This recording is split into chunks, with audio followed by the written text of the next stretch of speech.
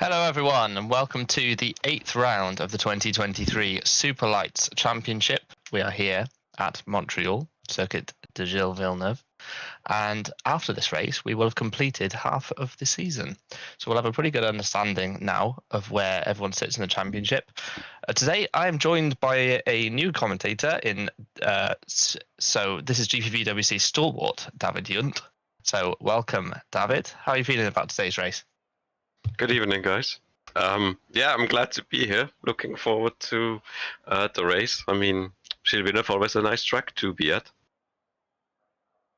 Yeah, and it's got lots of chicanes, got lots of long straights, and there's always a trade-off between whether you go high downforce for those corners or whether you go for a low downforce setup for the straights. And it'll be interesting to see what people run here. True. I'm not sure what I would pick. It's always like, as you said, a trade-off between high and low downforce, and usually you struggle a bit with more lowish downforce. But yeah, I'm going to be interested to see gets used to handle the track the best. And of course, we have had weather reports of thunderstorms in the area, and it will be interesting to see if that spices the race up, David. Oh, I'd love that. I'm personally really liking changeable conditions. Probably not every driver, to be honest. I prefer more of a dry, planned race. But I'd love to see how strategy would play out if people had to decide what tire to go on. I think Spain, some people also late in the race had to decide if they did go for it or not. So I would love if we could see it again, but I mean, yeah, we might not, we might, so we'll see. just to clear up a bit of admin from Spain, as you alluded to, we did have some people going on to the Inters for the end of the race. One of those was Dylan Platt, and he made his way through the field, and then on the last lap, him and Pascal had a little coming together at the penultimate corner. Now, the stewards ruled that despite Platt taking the victory, he was actually at fault for that bit of contact and overtook Pascal 4 wheels inside the white line on the inside of the track. We talked about it in the broadcast. So those positions have been swapped. So Pascal did indeed win that race. So congratulations to Christian Pascal, his second start in the Superlights Championship this season.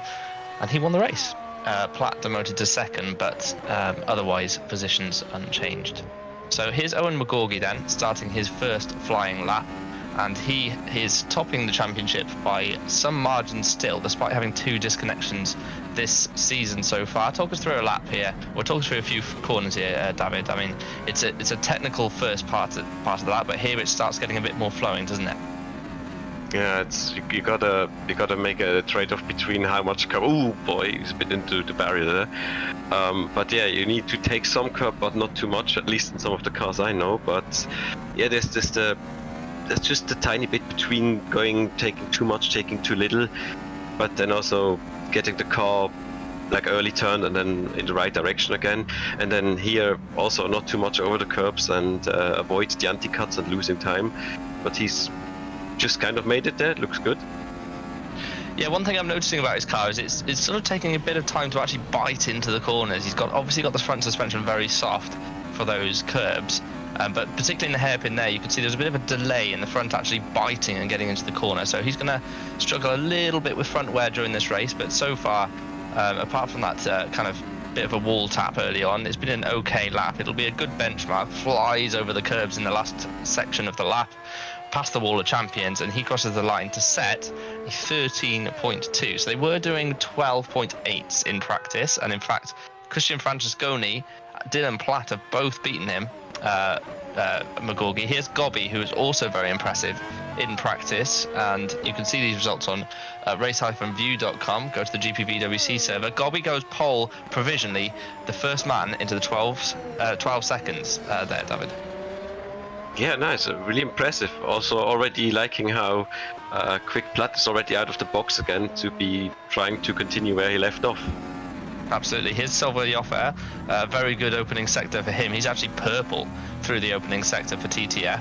So Tyrone Frith's team, so far that car looks pretty good on this lap, although he's had a pretty tardy middle sector. So 9/10 off in the middle sector for Silver Yoffer, who does have flashes of speed. We've seen that this season so far, but this lap not his best.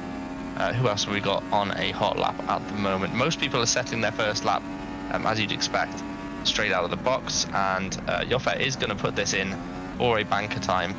So as he crosses the line, he was 9/10 down in the middle sector. The last sector really is only about the hairpin in the chicane, and he crosses the line, a further 7/10 lost in that final sector. So probably running a bit of downforce. Poom crosses the line, he goes to 9th for TL Geek. So Platt in second, Poom in 9th. Here's Van der Voort coming through the final corner as well for drag racing. He's been up and down this season, David. I don't know if you've seen too many races this season, but Tom has been in the wars a little bit. Yeah, true. I mean, I know Tom for a long time. I think we were also effectively Nicho teammates in Super League at one time, and he was always a good competitor back then, really top 10, and I think he's just struggled a bit on R Factor 2 in the modern era, but he's certainly got talent. Yes, I think as we get older, we lose a bit of pace, to be honest. Back in the day, I feel like I was a lot more competitive 10 years ago than I would be now. So yeah, it's all about practice, to be honest, and doing all the laps. Here's Lorenzo Capolini for HG Esports. Just a quick recap whilst we watch Lorenzo do his lap. So you can check out the development of the teams on our website on gpvwc.com. Drag have by far and away the best car for this round. Just interestingly, in terms of their upgrade points that they've spent. And you can also look out for TTF, who have spent a little bit less on like a pit upgrade. So they've actually got a pretty decent car, probably the second best car on the grid. It all depends on what upgrades you put on at what time. It's an interesting development system that we have at GPVWC. Is Lorenzo comes through the final chicane. It's actually been a pretty decent lap so far, and that's a 14.0 for him, which slots him into 16th place. Now, 0.271 up is Owen McGorgy, so that banker, he's about to smash his previous best if he continues the lap as it is, right up to the wall on the exit of the chicane there, coming into the hairpin. We'll see the second sector split here, and he's still purple through the middle sector as well, a little bit deep on the brakes, but he manages to recover to the apex in time, accelerates onto the back straight, and he's looking good. What do you think, David? Do you think this is going to be pole? King certainly improved a lot from his banker lap, so I'm expecting some. Oh, that's a tight over that anti-cut, but still stable. But I'm gonna see if the McGorty magic is gonna come through. He crosses the line. Oh. Ooh, third place. I wonder if he's running quite a lot of downforce actually, looking at that. Because he lost a lot of time in that last sector, and that sector is mostly straight line. Have a little look at the top speed in a second. Dylan Platt crosses the line, goes pole position provisionally. So a good lap from Dylan Platt there. And he crosses the line, 12.971, only 7 thousandths quicker than Gobby, but puts his name to the top of the timesheets, David. Yeah, very nice. Pros for battle at the front so far.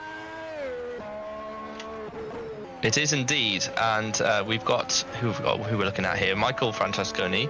So both Francesconis, they tend to qualify near each other. They obviously have a pretty decent car here as well, because they are currently 4th and 5th position. Let's have a little look at the top speeds, which is what I'm trying to do on my other screen. So you can look at this on race view. You can follow along with that too. So TX3, and Szymon's just whispered in my ear as well, just TX3 are running very low wings. They are a good 9 kilometers an hour faster in a straight line than McGorgy, so they're doing 319 compared to McGorgy's 310 kilometers per hour. Generally speaking, most of the other guys are a little sort of in between those two numbers. In fact, there's only a couple of drivers slower than McGorgy in a straight line. So Tom Parker in the Red Arrow has done 323 in a straight line. So a variety of downforce levels being used here, David, as we talked about. Yeah, true. I'm just already trying to think up in my mind how this is gonna be like one lap when we go to the race later on, like outside of qualifying. But it certainly can be of use if you've got a low downforce and use it on a straight here. Carlos Santana just pops up into 3rd position in the Gallery 82. So the guys running higher downforce, they're tending to extract the lap time. He's on quite high downforce, Carlos Santana. They're extracting the lap time in qualifying. It is possible we're going to see some rain. It could be a good strategy to do that, but if it does stay dry, and Ragusa, by the way, is back for TX3. He's the only driver so far this season to have beaten McGorgy in a straight fight. McGorgy's had 2 DNFs due to disconnects, and the rest of the race is either won or finished second behind this man. So nice to see Ragusa back, and he's running very low downforce, much like his teammate Gobby. So these two, keep an eye out for them, because they could qualify quite high up on the grid, just because of their raw talent and ability. And then if they have the straight line speed, they could defend for the rest of the race. And it's something we need to keep an eye out, David, as we tick into 6 minutes left of the session. Good workout for him. I mean, yeah, as you say, depending on the conditions, could be the winning strat in a drive, but if it rains, it might get a bit troublesome. Let's see. Oh, he crossed the line, goes pole. So Ragusa takes, we weren't really talking about his lap, but a very tidy lap in the end. Joseph Herlock goes P5. McGorgy has got a lot of work to do. The current runaway championship leader, he is 0.163 up in the first sector, which puts him very close to the front of the field, but he's lost a little bit of time in the middle sector now, and he is running high downforce, so this last sector won't be particularly strong compared to the pole time. So let's see whether he can improve. He needs to absolutely smash the curbs through the final couple of corners. Let's see how he gets on as we ride on board with McGorgy. Last 2 corners now, doesn't take as much curb as he has been taking, rides the wall a little bit of a love tap on it. He comes towards the line, 12.9 to beat. He matches 12.9, but it's only good enough for second. Here's Gobby. Gobby's gone purple in the first sector too. And he slides his way out of the final corner, and Fabrizio Gobby up to the line for TX3. Can he improve? And he goes P3. Look how tight it is. Amazing, really. Wow, the first 4 inside the 1/10, not even that 70 thousandths, like 65. That's impressive. Very impressive. His Renko Zazeo, who also has gone purple in the first sector, but I think that's a little bit warped by the fact that the first sector is very technical. It's a lot of technical corners. You need high downforce for it, and the TX3 cars, we know they're running a little bit lower than some other drivers. So Zazeo, he's done a decent middle sector. This is a low 13. It puts him 12th though. So that high downforce really affecting the cars in the final sector. It's an interesting split we have. Quite often this season, most people have been running fairly similar wings, but we saw this a little bit at Jeddah. You can run different wing levels and still come up with the same lap times. Is Jerry Van Bussel, who is currently sitting P23 for dry, because he set a lap time, he has, but 1.8 seconds off Ragusa. So, and he's aborted that lap, so he'll have one more opportunity. It's a short lap time here, so you can get 4 runs in nicely.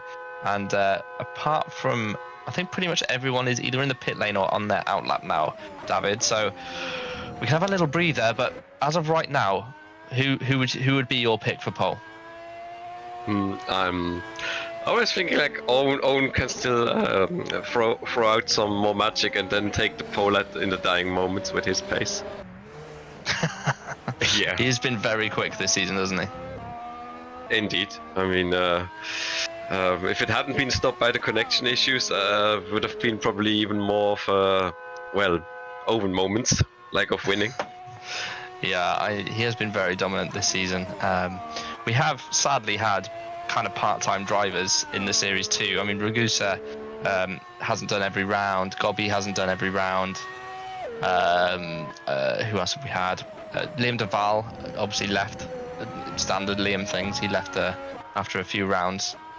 So it would have been nice to see some of those guys stick around and compete as Ragusa crosses the line, moved himself up to P13. But Owen kind of has been the only one really sticking around at the front of the field this season, David. Yeah, I mean, he's very talented. I likened it to like several of other drivers, like which I could see take like the Edge Esports way, since we've had Ruud, we have had Maciej Milek, we've had Jake Dennehan, and now I'm feeling like Owen is going like the same direction. So yeah, he's following those steps. Absolutely, and obviously with Road to Formula being part of the kind of Edge group, if you like, they have got access to some pretty good setups. They work together with Edge HRT in Super League, so that kind of whole family can all work together. And obviously we know Jake Dennehan currently tied for the championship lead in Super League, so plenty of resource behind McGorgy Road to Formula. But nevertheless, he's done a superb job this season so far. Here's Tom van der Voort, who, as you were saying, it has been around a while, and he crosses the line now, stays 12th. I think he was 12th anyway, he was 13th. He's moved up a position. Sandeep Singh has not had a good lap in this session, considering McGorgy up there in P2. Here's Joseph Herlock, who has the pace to be front row. We've seen that this season so far. Can he nick pole position? Oh, he's only 2/10 off, but that's enough to not move him up at all, considering the top 7 now are within 0.2 of a second. Here comes Massimiliano Rivoli. Oh my god, I'm just going to say his surname. He crosses the start finish line now, not his best. Gobby is purple. Here we go. So Fabrizio Gobby, we know he's running low downforce. So can he smash through this final chicane, keep it out of the wall? He does. Here comes Gobby to the line then. Is this good enough for provisional pole position? It is. The first driver into the 8, so a 12.8 for Gobby. Francesconi is going faster. He's gone through the sector 1 purple, coming through sector 2 now. Perfect on those curbs, actually. Rides them brilliantly all the way out to the wall and the exit at the corner 2. So this is, from what we've seen, a decent lap for Christian, and he's only 14 thousandths down in the middle sector. So he is very close to that pole position time. Can he do it as he comes down the back straight? Who else have we got on a lap? We've got some other people as we watch Francesconi powering his way down the back straight, heading towards the final chicane. We have a couple of drivers. Hygo Poom's on a decent lap, but Francesconi is on a very good lap, actually. Oh, not quite getting it, using all the track on the exit. The checker flag flashes as he crosses the line. It is a 12.9. He goes 4th. and only a 1,000th behind McGorgy. So an excellent lap from Francesconi there. Heigl Pulm then, so he's lost 4 tenths in the middle sector. Is that going to be, can he move himself up the field? He's currently 10th on the grid. I don't think anyone else is setting a good enough lap time, so it's only really Pulm who's throwing everything on the line and knows that wasn't good enough and possibly knows he's on the broadcast. Platt crosses the line, but he's P5. McGorgy clearly wasn't happy with his lap, Bort's hit in the final chicane, so he's going to be P3 at best. Here's Scott Sovic for Team Balash, and he's coming down the back straight now. Oh, I don't know. I think that might be it. I think it could be a TX3 1-2, David. Seems like it. That was a really tidy but tight last chicane by Gopi. Yeah, he really threw it over the curbs. Excuse me. He really threw it over the curbs and extracted all of the lap time in that final couple of corners. And it looks like no one's going to beat that. It's going to be Fabrizio Gobbi on pole, David. Indeed, like I thought I saw Owen probably hit the grass on the left a bit. That might have unsettled him for the last chicane and made him miss it in the end, but it's still third for him behind the 2 TX3. Yeah, and you can do anything on this track, to be honest. It's very, very close lap times, as you can see. The top 6, they are just over 2 tenths separate them. It's so tight, and shows just a small error can put you back a few positions down the grid. But TX3 lock out the front row with Gobbi, followed by Giuseppe Ragusa, Owen McGorgy P3, followed by Christian Francesconi, Dylan Platt, Carlos Santana in P6, Joseph Herlock 7th, Michael, Christian's brother, for TG in 8th, Stavros Mosaidis in 9th, and Heigl Pulm in 10th place. Those 10 will have to start on soft tyres. Sandeep Singh is the first driver who can choose to start on mediums or hard, so watch out for him later in the race. He might do a counter strategy. Tom van der Voort is the same. Obviously, everyone below that is the same. Remco de Zeo 13th and Ragosa 14th, with G. Sonneveld in P15, Silva Joffer in 16th, with Dominique Rochevin in 17th, Flavio Zongoli in 18th position, with Tom Parker, not quite as quick as Joseph Herlock, in 19th position. Lorenzo Capolini rounding out the top 20. Then have Jerry Van Bussel for Drag Racing, Massimiliano Rivoli for Valley, Scott Sovic for Team Balash Esports, and Michel Galka for PZZW. He rounds out the field. We're missing a couple of drivers. I couldn't tell you who. We're missing a PZZW car, definitely. Who else are we missing? Is there another Fusion that should be here? I believe so. Probably Liam Duval. So, qualifying's done with, David. That was frenetic. It was really exciting at the front of the field. What were your thoughts? Oh, difficult. Like I'm at least liking, we have there was still a close array of people that could be in for the race win, and both TX3, we've got Owen, we've got Joseph Herlock, and I'm already impressed. Also, one of the most that stands out to me is that how quickly Carlos, I could call him Smooth Santana, got into the rhythm of Super League Lights, and they're starting like 6th if I saw right. So yeah. A really great signing by Gallery 82. Yeah, it's great when a driver jumps in and does really well, and we know Santana's quick, so he's done a great job to get up there in P6. I fancy Sandeep Singh here from this position, because I know the softs are not very good at this track. It's a short track, but they still, 15-20 laps is all you'll get out of them. You can't really one stop from there, not ideally, but you can if you start mediums. So the big question is, will Singh risk a one stop, despite the pit lane being extremely short here? It's a very beneficial pit lane, because there's no final chicane to navigate and no first and second corner to navigate. So you can be super aggressive on the strategy too. You can go 2 or 3 stop, and with that short pit lane, maximize your opportunity. I wonder if we're going to see any rain today. Doesn't look like it on the forecast that I've got. But that would be spicy, wouldn't it, David? It would already favor the one that I've already dropped the dice for going with dry and maybe a lower downforce setting instead of high. I mean, might still bite them once the tires go off or in the slightly more technical sections, but I mean, it's already going to their way if it's not raining, so it would be good on them. 10 kilometers an hour difference, by the way, between Gobby and McGorgy in qualifying, which is a lot. That is a lot of speed. Sorry, 9 kilometers, but still, that's in racing terms a large amount in terms of a straight line speed differential. So expect McGorgy to struggle to overtake them. He might have to do it on strategy. Yeah, that would be maybe something new this time, like not to talk anyone down, but like Owen qualifying like pole and running away, but this time, with, as I said, more wings, less top speed, could struggle a little to get them, and might want to do it over strategy and tire wear, and then maybe get them through the pit stops, but already refreshing maybe to see that there will be probably a fight of strategies going on. Yes, and people will have done stint data, they'll have worked it out, but I suspect a lot of people will have been expecting a wet race today.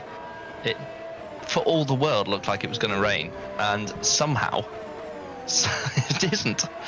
It's very strange, because for like the whole week it was supposed to rain today. And then suddenly it's cleared. It's exactly the same as what happened to Australia in the Super League. How you can prepare for an event that says it's going to be literally thunderstorms all week, David, and then you come race day and it's just not there. It's just dry. I mean, what do you do?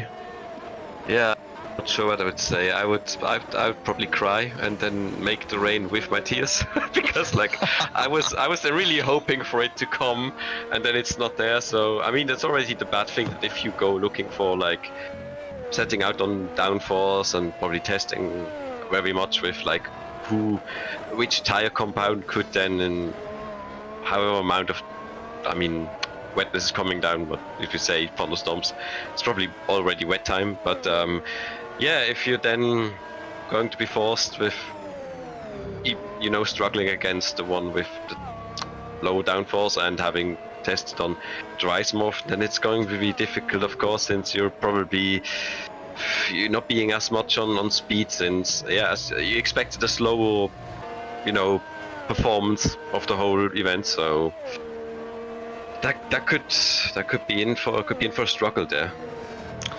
Szymon's just let us know there's spots of rain apparently due in about 50 to 60 minutes. So that would be, reasonably far into the race, but it's light rain. It could be very similar to what we had at Spain 2 weeks ago, sorry, where it threw everyone's strategy out. No one really knew what they were going to do. Imagine another race like that. It was really exciting at the end of the race. I don't know if you watched that, David, but it was really, really super exciting. The last 10 laps were chaos, actually.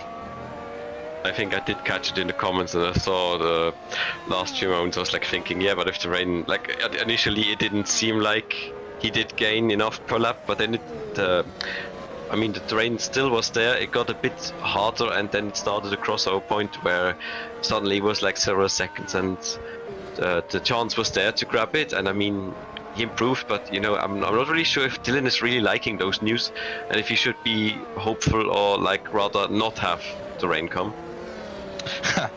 I mean, the thing is, Dylan gambled onto those inters, and it was touch and go. It was really a 50-50 whether it was a good idea or not, and it turned out to be an inspired decision, because he made it all the way back to actually first place on the road. But of course, as we alluded to earlier, the stewards did take the win away from him.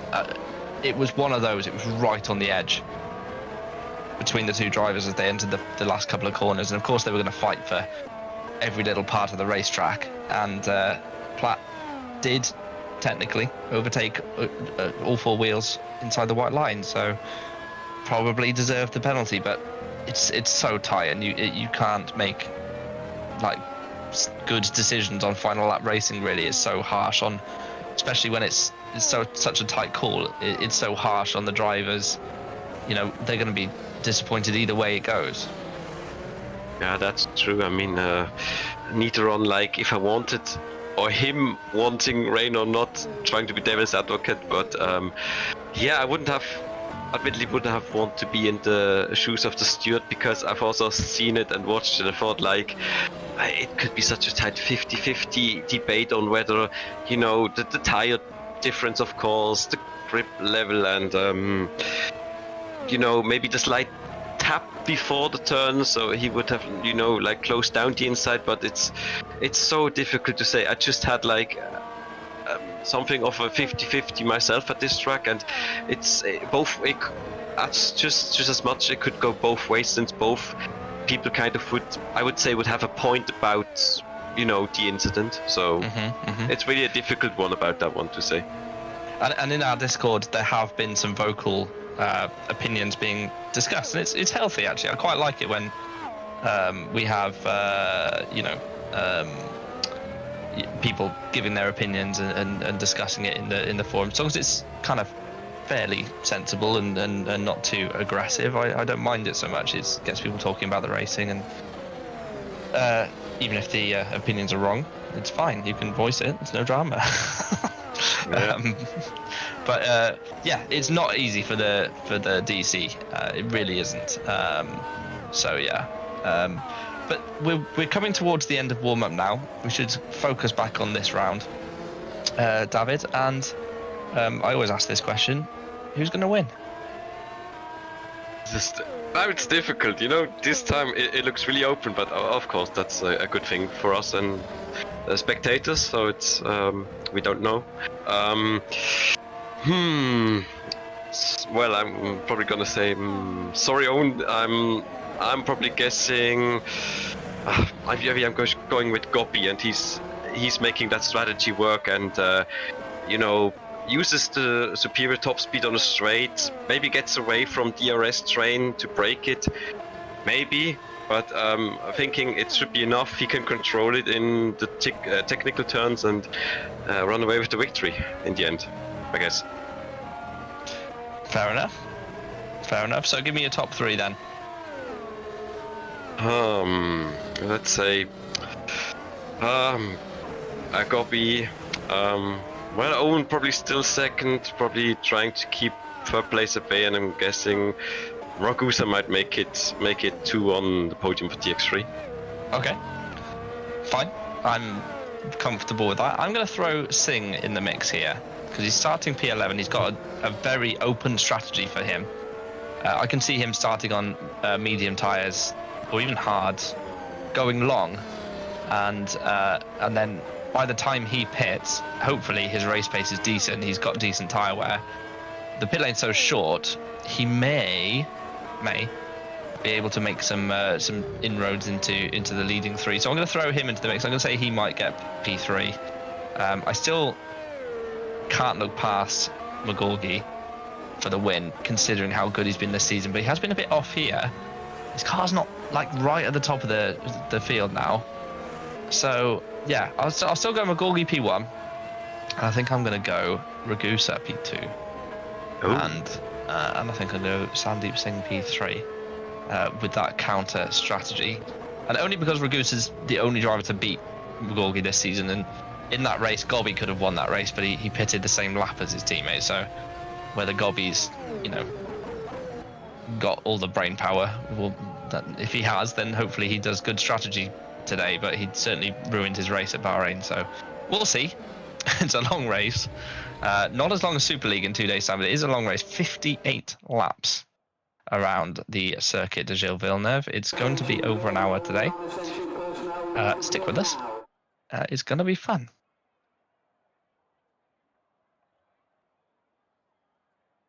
So David, end of warm-up. We move towards the race session now. The first thing to look for is what tyres people outside the top 10 start on. A reminder, everyone inside the top 10 starts on soft tyres because they qualified on them. And that is an old F1 rule. It no longer applies, but we've kept it in GPVWC. Personally, I think is a great rule. What do you think? Well, it's not too bad. Like, don't sit on the fence. Tell me. Like, what do you really think? Would you prefer to start on the? Like, do you think the top 10 starting on softs is good? Does it mean if you have a bad qualifying, you can make up position? What do you think?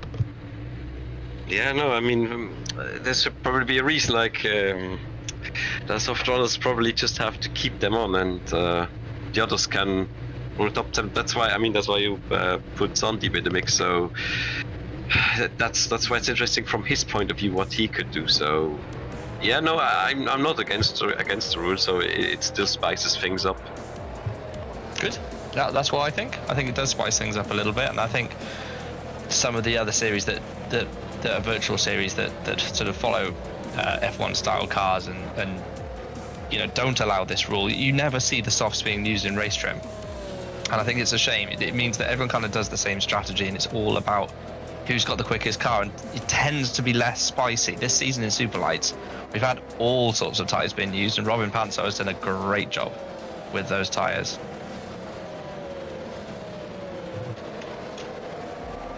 So, the starting grid then. Do you want to read these names out? I'm missing it. Do you want to read the names out? Or I'll do it. It's Gobby, Ragusa, Magorgi, Francesconi, Christian, Dylan Platt, Carlos Santana, Joseph Herlock, and Michael Francesconi, top 8. Mazaidis in 9, Tiger Poom, P10, Sandeep Singh, we talked about in P11, Tom Van der Voort in the drag racing car. It's Welsh, I should be able to say it. In 12th, Remco Dezeu in 13th for Fusion, Alexander Ragosa in 14th for Gallery 82, Sylvie Offer for TTF in 15th, and Dominique Harshavin in 16th. Flavio Zongoli, who is not always in my good books, in 17th, Tom Parker 18th, Lorenzo Capellini 19th, and G. Sonneveld in 20th place. Jeri van Bussel for Drag in 21st, Massimiliano Riboli, nailed it, 22nd place, 23rd Scott Solvik in the Team Baj car, with Michal Galka 24th and last. And it's such a short lap here, they're already lining up on the grid. Keep an eye out, because the racing line's kind of in the middle of the track here.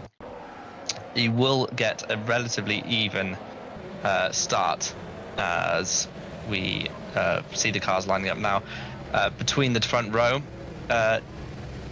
Quick prediction, who's leading into T1? David? Still going with Gobby. Okay. So Fabrizio Gobbi's the man. He's in first place. He is on the soft tyres. Ignore our tower. He is on soft tyres. And we wait for the red lights. And when they go out, the 8th round of the 2023 Superlight season will be go. And it's TX3 locking out that front row. And we're just waiting for the lights to come on now. And here they are. So we've got 3, 4 and 5 as the soft tyres go onto the car and Gobby gets away. And in Magorgi's actually been blocked a little bit by the TS3 teammate of Ragusa, but around the outside they go side by side. Magorgi looks like he's got the position, and he indeed has. So he moves straight up to second place. Ragusa got a little twitch on, and he's lost some positions now. He is down to 4th place as we head into the second chicane, and through they pile, and hopefully no one's got too much damage. It can be a bit of a bottleneck, and indeed we've seen some incidents further back. It looked like to be honest, it looked like a TTF involved. And who have we got there? It's G. Sonneveld in Remco de Zeus. It was a TTF, and Remco in the Fusion, and G's is missing his front wing. We're looking at Joseph Herlock as we head into the final sector now. He's tucked up behind the rear wing of Michael Francesconi, who is in P6. And slightly further back, Singh has not made ground at all. He's in P14. And as predicted, starting on those medium tyres, so he's looking to make up ground where he can. Other drivers have started on soft. They've got a full mixture of tyres, but as they head towards the final chicane, it is Gobby who leads, and you were right, David. And David is not speaking. You there, David? Oh, we got some contact further back. Who lost the wing? Oh, it's Michal Galka. Started last, made his way up to 18th, but he is missing his front wing, and he's luckily right by the pit lane entrance. But yeah, Gobby leads, David. So I got lucky one. Got this one right this time. But I think Rambo has some suspension damage. I think I saw him crabbing. Okay, so he was really hard into the wall, I think, on that opening lap, and got tied up with Deseo. In fact, Remco Deseo is with Sonneveld, sorry. So Deseo is actually out of the race. So let's watch from, if we can, on board with Ragusa. What happened to him at T2? Because he had a decent getaway, but McGorgy's start was just better. He tried to go around the outside here. And then what happened here, David? Oh, it's difficult, but I could technically maybe see it from like the FS2 car even, that if you have a bit of unbalance between going in and out, and if you've got a very wide line, you could lose the rear end, and maybe then he got too wide on the curb, and oof, and he maybe lost the car a bit there. Lorenzo, what was that? He just like moved sideways across the start finish straight on the first lap, and of course oh my god, there was a bit of lag. That was what happened there. So it was the other TTF car of Silver Yoffe who had a kind of a bit of a lag spike there. What happened to Galka? I mean, can be a bit of a weapon. Let's see what happens coming into the final chicane here. He just got punted. Nothing to do with him. Pretty poor driving, actually, from behind Michal Galka. Poor Galka. Nothing he did wrong whatsoever. Not sure who that was who punted him, but they need to take a little bit of a look at themselves. So McGorgy is using DRS to stay with Gobby here. So this will be a key to his race, actually, won't it, David? Yeah, true. It's like he's kind of making it already the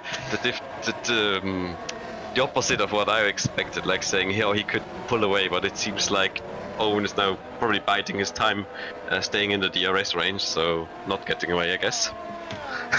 Yeah. Okay. Well. We'll see. Look at the straight line, though. Even with DRS, nowhere near the back of Gobby's car down that straight. He's going to find overtaking for Fabrizio Gobby extremely difficult today, I would say. Here comes Singh flying past Dominique Horshavin in the Team Balash. So Singh moves up to 12th place, but he's 9 seconds off the lead already. So lots of work for him to do. It was important for him to get through now, because the gap's already opening up ahead to Ragosa, so he got to get a move on, so good one. Yeah, no, I 100% agree. I think it was still Biofa who was involved with Galco on lap 1, actually. So yeah, not the best not the best start for TDF. I mean, you should know better. I mean, closing speeds, especially at the last chicane, it happens, but gotta keep some room for some margin for error, I guess. Yes. Yeah, you've got to be a bit more careful on the opening lap of any race, but especially a long race like we have in Superlights and Super League here. So interestingly, Ragusa has just got back within a second of Francesconi Christian, so he now will have DRS. So we are seeing a bit of a DRS train beginning at the front of the field. In fact, Ragusa may not have had DRS this time around, actually, but he was very, very close to that detection point. Here's Carlos Santana. So he qualified well, actually, didn't he, Santana, as Herlock looks for a move, but not going to happen here. He qualified well, didn't he, Santana, but lost a couple of places at the start, David. Oh, Tom Van der Voort's around. Yeah, Tom Van der Voort's around. As I say, always in the wars. Absolutely. This and that car does not look very fun as Riboli comes through. That Riboli car looks like it's got a 45-degree angle on the steering wheel. I'd love to see that car on board if we can. What happened to Van der Voort, the last chicane? Tell us what happened here.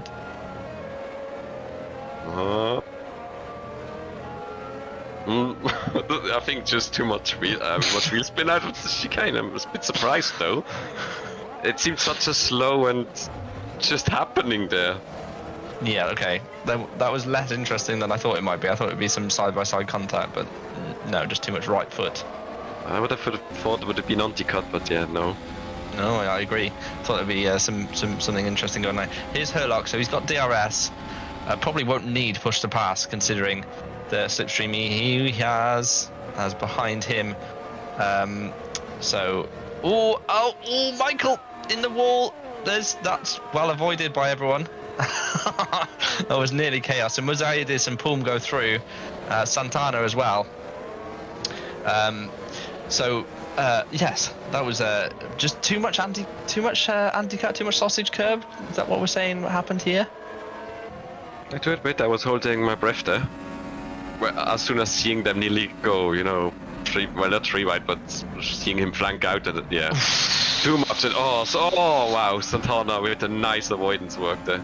Muzayidis just got sideways on the curb and just kind of sidestepped his way towards Francesconi there, and nothing he could do about that, unfortunately. He just ran out of room. Thankfully, not too much contact, if any. So, that was well avoided by everyone, I would say. Yeah, Ragusa's definitely within. Surely he's within a second this time around, and will have DRS of Christian Francesconi in front of him. We'll check to see if the rear wings of these cars open. So Platts is open, yeah. So Ragusa's is open. So here we go. So this is the 5-car train for the lead. McGorgy's lost DRS. Here's Raboli's very sideways looking car. Please show me this on board. I'd love to see what angle his steering wheel's at. Oh, and we're going to find out what. Yes, so he's already got damage here. So you can see it's pointing to the left. So when he's in a straight line.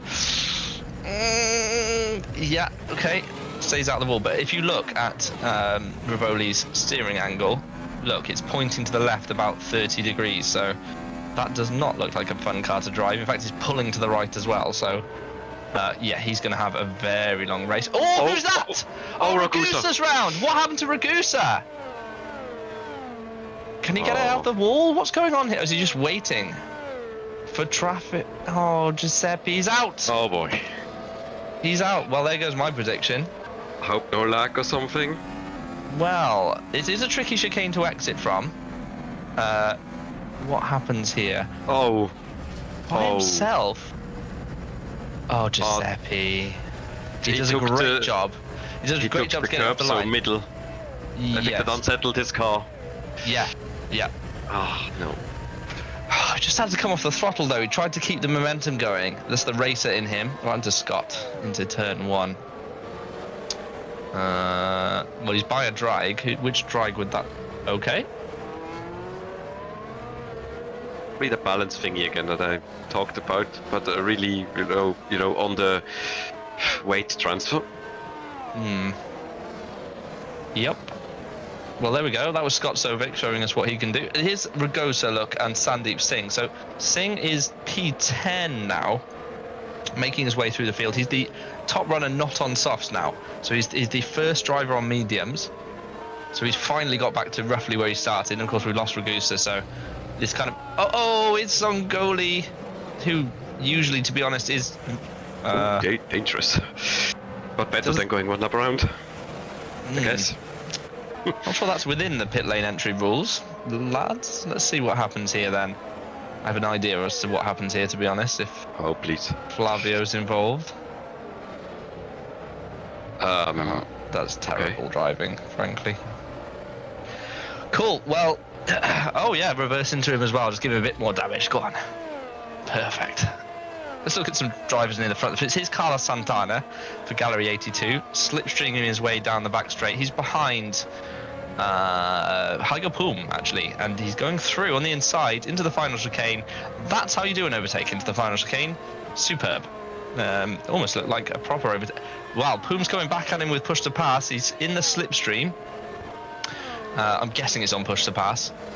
We don't actually have information on how much push to pass they have left, but they have 80 seconds to use throughout the entire race, and of course they can use it whenever they like. Damn it.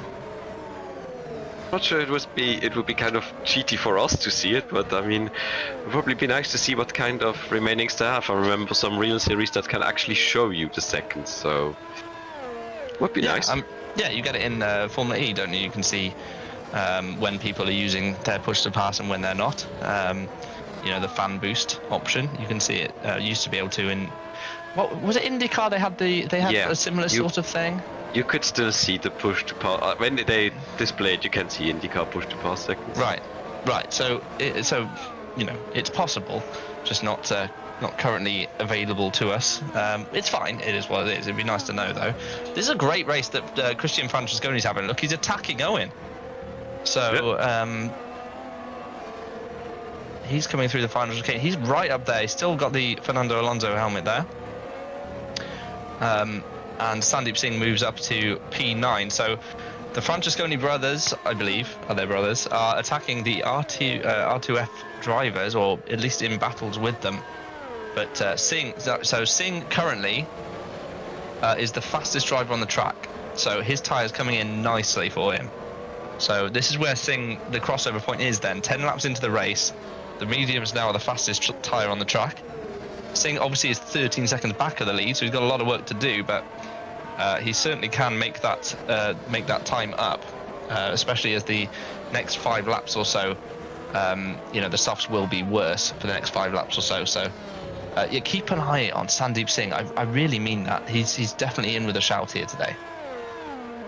I think could be a possibility, or it's coming more into the picture. Like I think 1 or 2, 3 laps ago, so I'm like at 12 seconds back, but 13 is still okay, and it's looking good for him on his strategy right now. And of course, the further we go into the race, the better it'll be for him too. The advantage that the softs have right at the start of the race, the first 5 laps where they're quicker, as Francesconi moves past championship leader Owen McGorgy for P2. David, I wouldn't have guessed that would happen today. Yeah, I'm surprised. Maybe Owen also hoping more for the rain to still come, or already happening, or hoping it will come. So maybe slightly, on the back foot. But Francesconi doing a really great race today. Yeah, absolutely. He's P2, and it's not just, it's on merit. He's there because he's qualified well. He's quick. Santana just slightly wide of the first apex. Look at the amount of time he's lost to the back of Hygo Pum. But yeah, Christian Francesconi absolutely on it today. Probably his best race since this season so far, so it's nice to see him doing well. It is, but of course we also saw Alex Lehoux doing well this season, and then and wide. So wide goes Musaidis. So this is Herlock's opportunities. Snuck back down the inside, but of course it will be the outside for the hairpin. If Musaidis holds his line around the outside, sends it back down the inside. Now the key is who's got DRS here, and Herlock's very wide through the hairpin. Has Herlock got DRS, or has Musaidis nicked it? Let's have a look as they cross the detection point. So okay, neither of them are using it. Why is that? One of them surely has DRS there. And Hygo Pum says, thank you very much, I'm just going to sweep on by. Oh, he's pitting. So that'd be why. So Herlock's boxing. It was a strategic choice that he didn't want to pass. Mm-hmm. Yeah, he didn't want to be on the inside. He had to be on the outside for the pit lane. Him and Santana then, pulling the trigger. They are the first 2 drivers to come off those soft tyres. Do they go hard or mediums? So Joseph Herlock, that looks like hard from here. Very difficult to say. It's as we'll see better now. Yeah, so Herlock goes to hards. So he's thinking go long. Santana also on hard tyres as well.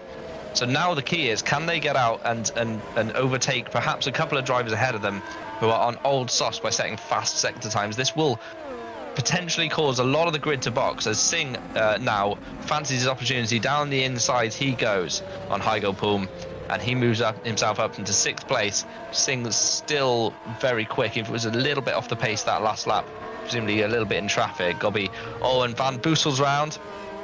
Van Boesel for Drag Racing's round. They do not look like they have a nice traction setup, to be fair. Singh now right on the back of Musaidis, whose tyres are probably a little bit more second-hand than his right now. Obviously, Musaidis on the softs and Singh on the mediums. As into the pit lane comes Dylan Platt and Musaidis. Looks like Pum was going in as well. Did he make it through the chicane? No, Pum makes it through. So a lot of people, and McGorgy's boxed as well. So here we go. This is the strategy.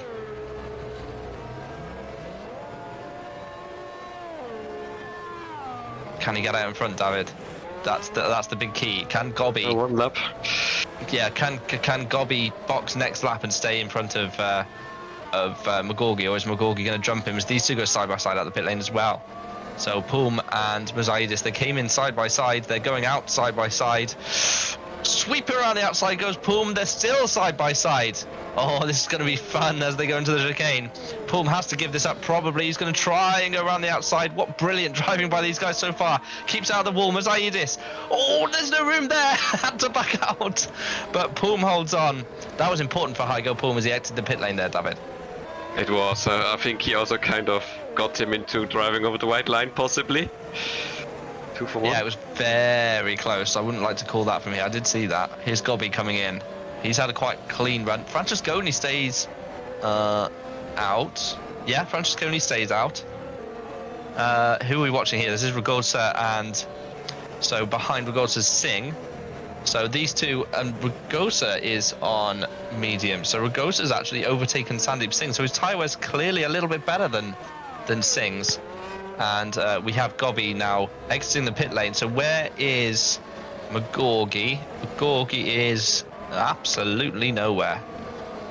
McGorgy, yeah, clearly didn't make any inroads at all on that outlap. And Gobby is now surely the favourite from here.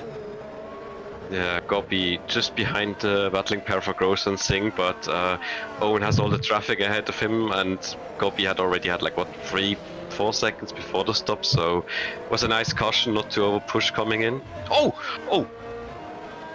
no. Oh, that's Tom. Yeah, Tom Parker. We saw him just flash sideways, didn't we, across the screen, and hoping that he would come out the corner alive, but missing his front wing sadly for him. Sandeep Singh now has a bit of a job to do if he can hold up Gobby even a fraction, but I don't think he's going to be able to. Gobby has such a straight line speed advantage. Look, he's going to go by even before the DRS zone. Such is that advantage in that TX3, and he's going to have a go coming into the final chicane on Ragosa. That straight line speed is huge for Fabrizio. Gobby, who's in the wall! He's lost his front wing! Fabrizio, you had it in your hands! And he's binned it in the wall of champions, and Fabrizio Gobby loses his front wing, and the race is blown wide open, and now Francesconi boxes. So will he come out anywhere close? He's not going to, is he? He's going to come out very close to McGorgy. In fact, McGorgy's going to get him, I think. Yeah, he is. McGorgy's way down the road. So Francesconi stayed out too long. McGorgy's going to be the net leader. And Gobby's got a whole lap to do with no front wing. Sorry, David. I feel like a jinxer now. Because I put him on to win and now I've kind of cursed him, I guess. I mean, you have to keep it out of the walls here. It's so easily done. But he just didn't need to do that. He had such a huge advantage. He had that double slipstream. He probably just way too late on the brakes into that final corner. What are we watching here? So here's what happened to Tom Parker. I think this was just purely on traction, much like we've seen. Okay. That was strange. Mixture of feeling confident going a wide line and then hitting the grass too. Maybe. I did see Platt's name in the pits, but I didn't think it was... Oh no. Oh no. Oh. Why does he do that? Why is it every time at about 8:30 UK time that this happens? I feel like it's always the same time. Does it, like, I don't know, does his internet drop briefly at this time for no good reason? I'm going to ask him about that because it's irritating me, because the first time it happened to me at Australia, I thought he was definitely in the wall and then he came back. So here's what happened to Gobby, David. What happened here then, mate?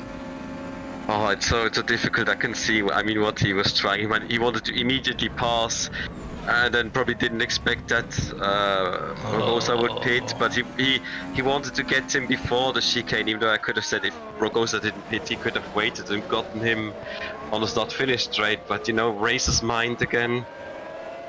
Like, if you don't do it immediately, you're losing it, like Lorenzo. Yeah, that's oh god, no. Ah, goodness. And Michel Galco just avoids him, but he's going to have his own incident later on in this lap. There's so many replays here, Szymon. There's a lot of stuff has happened in the last couple of laps that we were watching. Okay, so, okay. Cool. I'm pretty sure he made up time there. Not quite how it's supposed to work, Michel. But yeah, so Singh and McGorgy 1-2. Of course, Singh yet to make his first pit stop, but theoretically, he could go to lap 25-ish. If he could on those mediums do that, then he could easily go hards to the end and one stop. But there's no real advantage to doing that.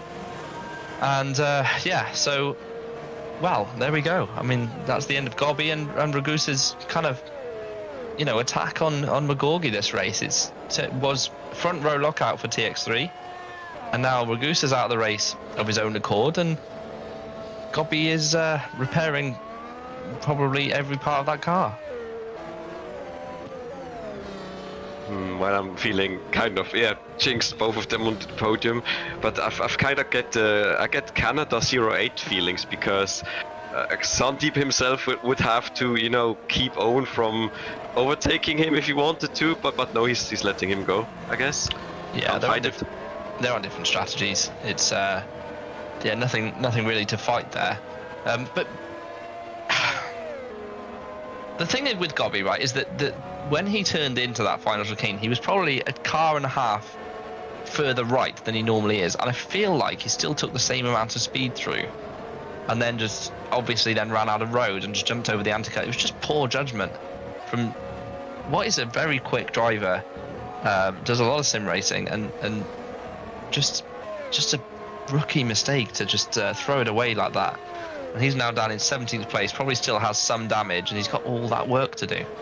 Yeah, sorry, no, it's fine, but there was definitely a bit too much pushing understeer to the wall, but the anti-cuts, they just don't excuse a lot of not being on the line, and if you force it in, you either spin or you, well, hit the wall. Go both ways. With oversteer, with understeer, but yeah, I guess I would have also probably be for a loop if I suddenly didn't have like the ideal line or another 2x2, like. Yeah, this one I think Scott Silver's gonna cross that white line, my friend. That was much more clear cut than the one we saw earlier. Yes, Scott there, if that gets reported, will be a slam dunk penalty. It doesn't need to be reported, but not wanting to call you out there, Scott, but that was crossing the white line, my friend. Right, here's an interesting one. Platt versus Christian Francesconi as... Okay, this is quite early for Singh, so maybe he isn't going to go hard to the end. Well, it's... What is that? 40 laps? No, it's too much, isn't it? It's too much on the hards, I reckon, from here. He's gonna have to do 2 more stops. Well, if he wanted to, he would have to kind of make the time up now if he wants to take Owen up for the win. So it's make or break then. Make or break. He comes out of the pit lane 18 seconds back of Magorgi. It was a couple of seconds, so it's about 16 seconds per pit stop. It's a very short pit delta, and of course you do have actually exit slightly nicer onto out of turn 2 as well, so you do have a better run going into the chicane. So it's actually Van Bussel, so close to looping that entirely. Actually, he's going to rejoin. Yep, okay. Well, Van Bussel is, again, like his teammate, they both seem to be always battling away with sort of all sorts of setup issues. It almost feels like the car just looks horrible. Here comes Francesconi then, and he does go by Dylan Platt, and that is for P2. Still a great drive from Francesconi so far, but and here's Mosaidis on Platt's teammate Poom into the final chicane.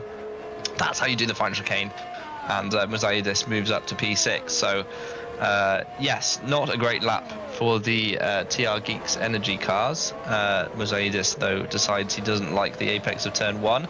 This is going to give Poom an opportunity. He's got a slight overlap, but that's not where the rubber is. You have to be on the rubbered-in line, really, on the exit of that corner. So Mosaidis holds on to that position. But yeah, so Francesconi he's having a great race, isn't he, David, in P2? I don't know if he's going to be able to get near Owen Magorgi up in P1, but certainly looks like the closest challenger today. He pitted after him, so I'm not really sure again about the tire, but like both on hards, I think. So yeah, okay. I don't think it's over. It depends on how Francesconi can make some. Oh, okay, it's mediums to hards. then I could definitely see Francesconi having a chance to maybe stretch it a bit and get closer. Very good point. McGorgy's on mediums. Everyone else, I mean, Gobby notwithstanding, but he's obviously pitted for damage, kind of out of it, and Zongoli and Galka started last, and Zongoli's been in the side of people so far today, but everyone else on hards, apart from Owen. So is he just doing something different? Is he doing a 3-stop? He might be. It's a very short pit lane today, but Francesconi was quicker last lap by a tenth of a second. The lap before by 4 tenths. He's quicker in sector 1 of this lap as well. So Francesconi definitely with a chance here of closing up on McGorgy. He definitely looked like he had the pace in the first stint, didn't he, David? Yeah, I'm expecting to maybe do this again. Then again, the hards over the medium might last longer, but I personally not favor it that much, since the kind of loss of grip or overall balance handling, I'm not the favorite of it. So if he gains on Owen with it, then he's probably found the right setup to make it work. But personally, I'm probably not such much a fan of it. Yeah, it's certainly in Super League with the slightly longer races, the hard tyre is used a lot more. You do get a mixture of strategies in SL2, but in Superlights. But yeah, McGorgy, that's an interesting call, because and Gobby is retired, by the way. He is now out of the race. I don't know if he made a mistake or he's just decided to save engines and not really trail around down there. So TX3 have had an absolute disaster today. But yeah, it's interesting that McGorgy goes to the mediums when he saw Singh, his teammate. I think he only got 17 laps out of them, is that right? 18 laps. So 18 laps only for Sandeep Singh in the first stint on the mediums. So that would take McGorgy only to lap 30. So he'd have 28 laps to do for the end of the race. That means 28 laps on the hard, it seems like a lot. So maybe he's 3-stopping today, Owen McGorgy. What do you think, David? Could possibly be it if he, that would also probably indicate that he would probably want to avoid the hard, because he might feel the same about it, and maybe make it a soft medium race, possibly.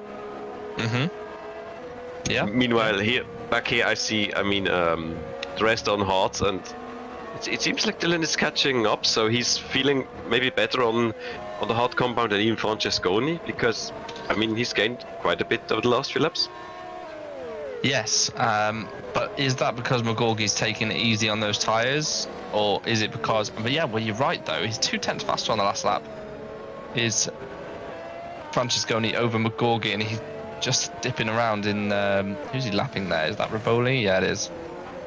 Who I suspect has probably fixed some of that steering damage by now. I'd like to see whether that car is still going kind of. Yeah, so he's fixed that steering damage.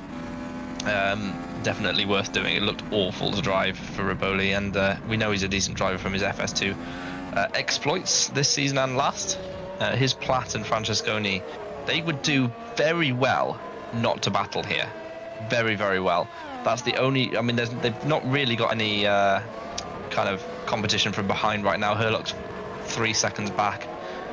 Santana's a further 2. So if these two just work together, they are setting competitive lap times. They're currently, Francesconi is reeling in McGorgy very slowly, like 2 tenths a lap.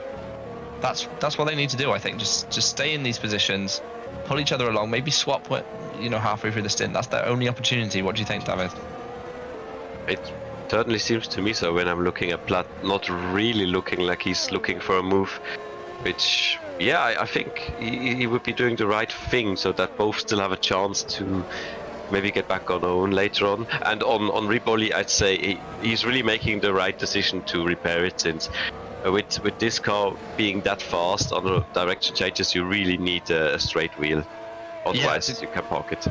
Yeah, that's a very good point. You need that. No, it's not just the straightness of the wheel, is it? As well, it's also that it doesn't pull to one side, which almost is worse. If it's off center, you can just kind of adjust your hands on the wheel and just forget that the wheel's not quite centered. But if it's pulling, that's when it's really hard to handle, isn't it?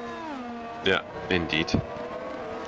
is Platt then coming towards Christian Francesconi, who is driving the best race I've seen him drive. He was fractionally slower last lap than Moguri, but only literally half a tenth. He's a lot quicker this lap, Platt's nowhere near. So Francesconi, if he has a good last chicane, this will be a couple of tenths faster than Moguri this time round. So the lap times, and as we go further into the stint, you'd expect his tyres to be better. Those hard tyres. So as they cross the start finish line now, in fact he was 4,000 slower than Moguri, but the gap's kind of holding around 5 seconds between those two. Here's Hygo Pulm then, looking at the back of Mercedes, who, okay, I thought he was going to miss his braking zone entirely, but I think Pulm just braked a little bit early there. So these two are battling away for 6th place. Santana's a couple of seconds down the road. It's kind of spread out a little bit, hasn't it? Ooh, a little bit wide for Mercedes. This is going to give an opportunity to Pulm, isn't it? Be difficult to go through here. We really need an error to go to the inside. He got a bit of an error. He's got DRS now down this middle straight, sideways again from Mercedes. It's a very short straight though, and you have to be fully alongside, I think, to make a move into here. It's better to wait for the hairpin. Oh goodness, and Pulm nearly followed him straight off the road there. Mercedes is not looking happy on those tyres right now. Could give a chance to Rogosas behind them, maybe looking at it, trying to take advantage if either one of or both of them makes the mistake. Yeah, Rogosas caught them quite a bit actually in that middle sector, you know, and he was kind of just a little bit further back. Here comes Pulm then. Does he try and make the move? Mercedes goes defensive and sweeps back to the side of the track, trying to block Pulm. Pulm, sideways on the exit of the corner. That will compromise his exit a little bit, but Mercedes has no DRS, of course. Pulm does, looking for the way through, but it's not. Oh, and he's been sent by Ragosa. What a move! And down on the inside goes the Polish driver for Gallery 82, moves himself up into P7. We just saw a flash of a blue Gallery 82 flying through on the inside there, and Pulm relegated to 8th. He was looking to attack Mercedes and chose not to defend from Ragosa. Oh, that was a great move. Oh, that was a great move. I expected like Mercedes to have a rather understeery moment to the chicane, but he didn't. Held on, and it was Pulm that actually lost the place. What a move that is! Really late on the brakes, and correcting the little bit of oversteer there. Great move from Alexander Ragosa. He is flying. Look, he's attacking Stavros Mercedes into the hairpin here as well. And as they come through the DRS detection points, anyone guess who's got it? They're going to go side by side. As Mercedes got the push to pass and straight on speed, he's not got DRS, so it's all going to be in the slipstream and a bit of push to pass. It looks like it's going to be Ragosa's into the final chicane, as Platt and Francesconi needn't do this, but Platt has decided he's faster. So Platt moves up into P2. So it's all happening as Mercedes and Ragosa resume their battle into T1, but Ragosa's got that one held. So Platt up to P2. They have swapped. What do you think that means for this middle stint now? Do you think Platt will gain on Moguri here, or do you think Francesconi had the better car? It looks like Platt actually had a very good first sector this time around. So what do you think, David? I mean, I think at some point, if Platt felt he was quicker, he had to swap. Yeah, this looked like the moment to me, and he's opening the gap already, trying the way. I mean, it's just about it fluctuates, but 4.5 still catching. So maybe it's also to make break time again on the hards, just to catch up closer to Owen and make him, you know, be aware he's getting close. Oh, that's close there with Hygo Pulm. A bit late on the brakes. Yeah, it was close. It was very, very close. But yes, Mercedes still there in P7 ahead of Hygo Pulm. And into the final chicane they go. Mercedes looks like he's got too much rear brake bias to me. It's almost like his car is just a little bit loose on the rear end. Maybe could do with changing his front wing setting in the pit stop or something. Just looks a little bit loose to me. It's a few times every lap he's a little bit sideways, bit on traction, bit on corner entry. It's okay to have in a qualifying trim, but when you're trying to do consistent race laps, it can be a bit tricky to drive. Although, of course, on this lap he's not done it once. It's been a perfectly smooth lap, not illustrating my point at all. But Mercedes, a very capable driver, and he is still on the back of Ragosa as they head towards the final sector. I personally not want to. I personally not want to have too much ribeyes or a locking rear end, because I've had that problem a bit in the lower series in this car, and it can on turning and on the fast weight transfers, it can really throw you sideways, and you really don't want to have that here. No, no, you don't. Especially because the rear tyres on these cars are very fragile. And Dylan Platt was 8 tenths faster the last lap than Mogorgi, and 6 tenths faster this lap. The gap is down to 4.3. He's flying, Dylan Platt. It won't be long before he's on the back of Mogorgi. So keep an eye out for Platt here. We know he won on the road. Obviously, the stewards swapped those positions, but on the road he won last time out. He's very quick this season in Superlights. And yes, almost, there you go, and almost 6 tenths faster that last lap. And the gap, it says 3.2. That's a little bit false. It's a little bit more than that as they cross the line. It's 4.3. And you can see the gap opens up in certain parts of the track a little bit. Yeah, we're going to watch another drag racing car not have traction, I think. Jari Van Bussel looping it. Really? Why would you use the wall there to turn you around? Very strange. Unnecessary damage to the front of his car, but yes, Platt is definitely making inroads into Mogorgi's lead. It's clear that the mediums were not the tyre to go onto, and Mogorgi's actually into the pit lane, look. Indeed, and I see that Platt was still pulling Francesconi along, so they both saw that their chance was to work, well, kind of together and get closer to Owen, and, well, he's pressured into a pit stop, I guess. Does he go mediums here or hards? This is the big question. It's the $1 million question. Mediums again, so he is 3-stopping. Okie dokie, we have a race on our hands. This is going to be a race of strategy now. So we know that Platt and Francesconi have one more stop to make, as does Owen. But Owen Mogorgi is 12 seconds back on a faster tyre, and he started on the soft, so he can just run a medium set again. Whereas Platt and Francesconi are going to be on the hards. It's an aggressive strategy from Mogorgi. It's all about whether he can make that happen. Here's Moussaidis then on Ragosa. What happened here then? Going into turn 1. Side by side. That rear end again for Moussaidis, but Ragosa goes through there, David. Didn't he keep the position like... Man, I've kind of always saw Ragosa in front, because like... I'm mostly impressed by the Gallery 82 drives right now, because oh boy. What's happened here? Harashavin was in P11, by the way. Now I know he's on a different strategy, but that's very good for Dominique Harashavin. But they are now missing a front wing, so there we go. Francesconi, by the way, behind Platt, is being dragged along by Dylan in that. Oh, look at this. He's right in there, Mogorgi. Frankly, there was... Yeah, he can try to be grumpy, but there's not really an overtaking opportunity around the outside of there. He's got way better tyres. It's going to... Just be patient. It's going to happen. Like he's going to send it here down the inside. He doesn't need to do that. He can be a little bit patient here. He's going to lose time anyway on this lap. There was no need to throw it around the outside there. That gap was always going to close as these two in front of him, so he's got... No. Yeah, it's just too aggressive from Mogorgi. There's no need. He can just wait for that straight. So Ragosa again. I mean, Ragosa didn't do anything wrong there, really. Mogorgi just sent it down the inside. What is going on with Mogorgi today?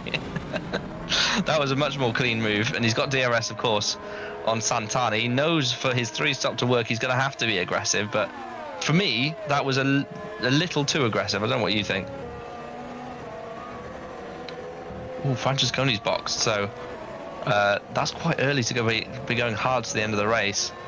But Mogorgi gets through, so he's now in P4, 10 seconds back of Platt. This is now an interesting race, is it not?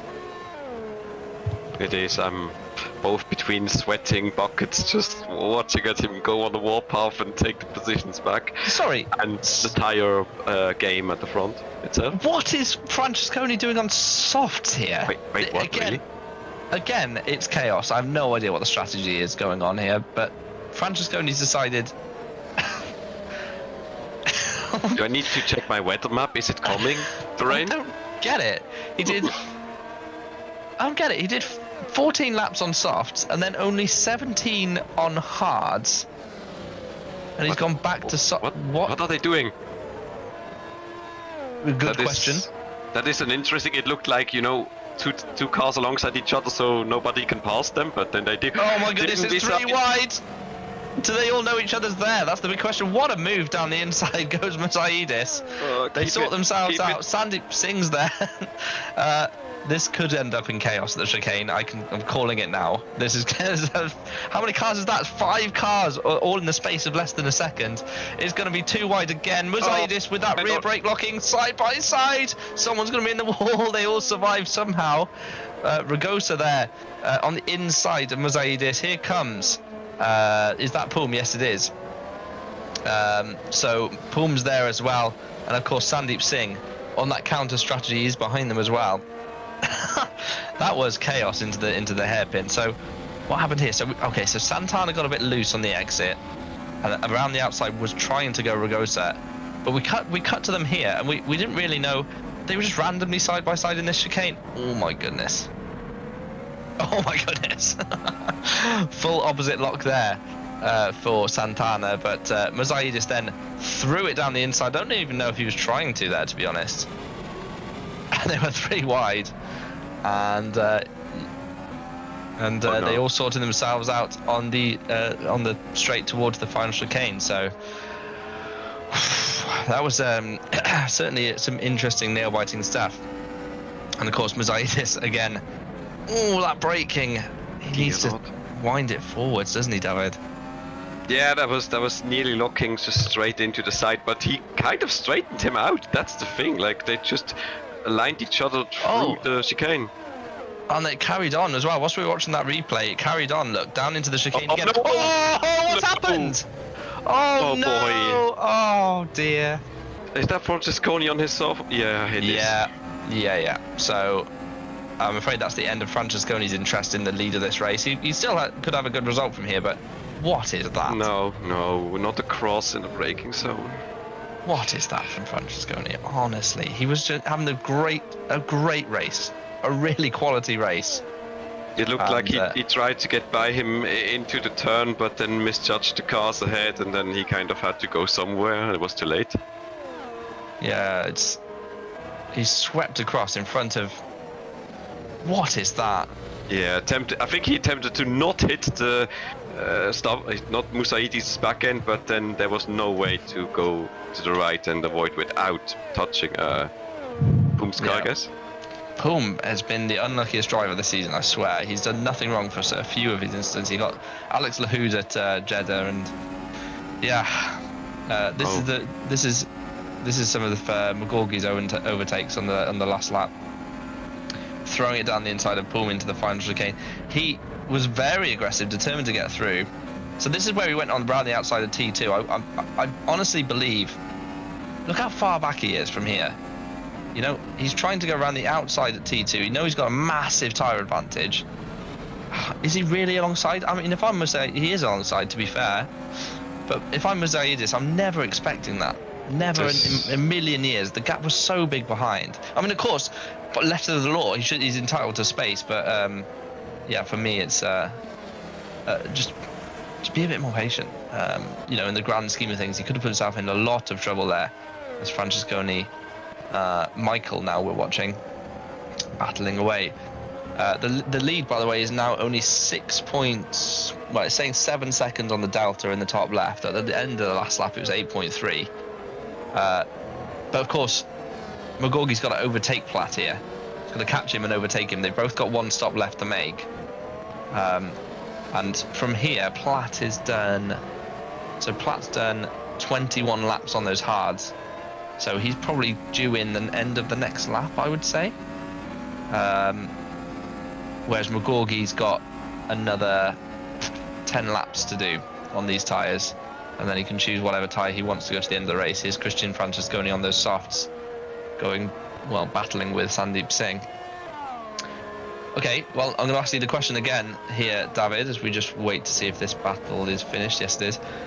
Who's winning this race now? I'm still trying to gather myself together. Like, I was like just thinking on Owen. There was so much grip on his fresh tires. That's why it looked to have the grip to go around the outside and be there. And he was, I mean, by the definition, he was there, but it was probably difficult to see him there. But let's see. I'm kind of expecting Dylan to maybe, go maybe as far as he can, and then probably have mediums again. And just pit nearly at the moment that maybe Owen is catching him, and then use his tires maybe up, and then try to stay ahead when Owen has to pit again. So that could be tight, could be really tight. I could see that Dylan could be mounting another challenge here, but before I'm gonna jinx somebody again, I'm not sure. But Dylan looks like he could have him here, because he's had such a good performance and pace on the hards. So yeah, I would say it's tight. It could work out for him there. It is tight indeed. Santana moving past Silva Joffe, and Ragosa pits, by the way. So Santana obviously pitted a lap or two ago, and he's on fresh rubber. So in fact, yeah, he's done one lap on those tyres, so he's able to sweep by Silva Joffe without too much trouble. And behind him, Heigl Poom is doing the exact same thing. And coming out of the pit lane shortly is Ragosa. So where has Ragosa ended up? He's swept by them both. Look at that. So perfect indeed for Ragosa. He moves up. Right, he's 7th place, and can go to the end on these tyres presumably. He has done 22 laps in the middle stint on those tyres, and there's 21 laps to go. So yeah, perfect for Ragosa. He can go to the end from here, no problem at all. And there's a couple of drivers ahead of him he'll expect to move past. So decent race for Gallery 82 it's turned out to be, actually. Lovely. Like maybe Ragosa's also trying to show his new teammate, like, hey, I'm the veteran here, please let me have this. But yeah, before something happens again, I'm gonna say again, yeah, Gallery 82, I'm impressed. They gathered each other together again after like losing Cardos, so I'm happy for them. Yep. It's working out. Yeah, absolutely. I have something interesting to point out. Platt is still out there. Now, Platt has done 24 laps on those hards. There's 20 laps to go. He could actually extend this and go mediums and match McGorgy's final stint here, which might be a decent strategy. Or he could pit for hards now and push a bit harder in the last stint, which could also work. So he has 2 options available to him actually as well. So, yep. And of course McGorgy could just cover him. So if Platt chooses to box now, McGorgy could just choose to cover that a lap or 2 later and match his tyres, and with two extra laps of wear, potentially give him a chance to stick quite close to Platt, because he's less than 2 seconds away now. So there's that option. Platt boxes now. Okay, now what tyres does he go on to? Does he go hard and push hard? What would you do? I still don't expect hard. It might need worked on his tyres, but why not be on mediums? I think it would be like nearly the perfect distance for them. 19 laps. McGorgy was doing 17 lap stints, yeah? Yeah, I can see that. McGorgy might even go softs at the end here. Because he could do another 8 laps on these tyres now. Maybe do 12 laps on the softs to the end. That could work. It would be brave. But it could work. I mean, it's behind Francesconi, but it's probably not going to take long to repass him. Yeah, so like the perfect tyre for the distance, more or less. Yeah. I mean, okay, I wouldn't be on the hards, even if I made it work like on the stint and it worked out perfectly. I think I would probably also prefer to be on a medium if I could use it. Ooh, and there goes Michael a bit sideways, I think. Yeah, Michal Galko, I think it was actually. Oh, Galko. Yeah, I think, yeah. Similar car. Yeah, very similar, yeah. Yeah, very similar. But yeah, so what that means is Dylan Platt has used the softs, hards and mediums this race. Shows you what what Robin's done for the Robin Pansar, who's made the mod for this season. In fact, most seasons he makes the physics files. Chris Williamson and Neil's team have made the kind of models and stuff, but the physics files is all Robin Pansar's. Platt moves easily into P2. That was important to do that on that straight, actually. It shows you what they've done with the physics, because we've got all sorts of different strategies, all 3 tires being used all the way through this race, and we still have no idea which way it's going to go.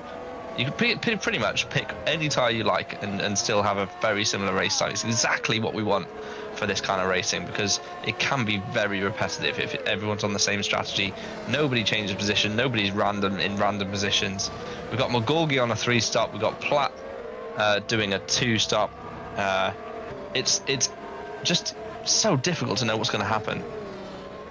Yeah, I still expect, like, I don't know, but 3-stop maybe, and probably on softs, the auto red tire, whatever. I mean, latest by lap 48, expect Owen to come in, otherwise it might probably be too late to even catch that back up if Dylan hasn't already like eaten into his own advantage. Platt is flying on this lap. He needs to be careful not to take too much out of those tires. Actually, he'll need them. Oy. Yeah, that was about to be either a monumental crash or a bit of a cut. Platt needs to be careful. He doesn't need to be chasing fast as lap here. It's all about the win here. Don't take too much out of those tires too soon. It's very tempting, but he's got a long stint to do on them. He crosses the line now and doesn't quite get fastest lap. That still belongs to who's done a 15.7 there? Oh, Gobby did a 15.7 randomly earlier in the race. He must have oh yeah, he put softs on, didn't he? And then retired. But Platt ate into McGorgy's lead by over a second. He needs to be careful. They're both on the same tyre right now. McGorgy's going to stop at some point, you'd think, stick a brand new set of something on. What was Poom doing there? Just a bit of lapse of concentration. He was just halfway on the grass from what I can see. Yeah, in my opinion, he needs to be a bit careful, don't you think, and just not use up too much tyre straight away. But there goes Tom with a very fast lap. I'm actually wondering, yeah, when Owen is gonna pit, because I'm actually even wondering if he even hopes that, you know, the weather actually does change and his high downforce or more higher downforce setting. Ooh, that's close. Yeah. No. Oh, they both were late. Okay, so there's a lapped car. That's why. So we've got either Capellini or Zongoli. I can't tell you right now, but one of those two was being lapped. That's really what happened there. But I don't know. I don't know what's gonna happen. No comment. I don't know what's gonna happen. I really don't for the rest of this race. Really no idea. Also, remember when I said, like, the veteran is showing the rookie, and the lap after Santana passed Rogosa for P7? Yeah.